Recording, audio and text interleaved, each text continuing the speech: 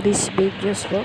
Ayan po, nakaready na po ako at paalis na po ako at ang labo po na aking kamera. Bakit naman? Mayroon po mag-sponsor sa akin na malinaw ang kamera na city. Ito po, dumaan po ako sa tindahan ni Ate Lynn at ito po yung pwesto niya dito sa banda sa amin. Ito po yung Avon, nag-i-Avon po siya at ng Natasha.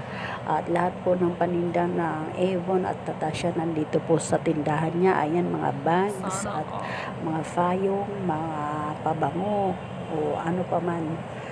Ayan po, kung gusto niyo pong bumili, pumunta lang po kayo dito sa tindahan natin. Dito lang po sa malapit sa amin yan, pababa kung sa may papuntang highway. At mura lang po ang kanyang tinda. Ayan po ay mga Avon po. Yan po ang suki ko. Si Ate Lynn, shout out po sa iyo Ate Lynn. Nawa marami pang blessing. Ayan po ang marami pa po siyang mga, mayroon din po siyang mga tindera, yung nagtitinda ng mga Avon, ng mga pabango.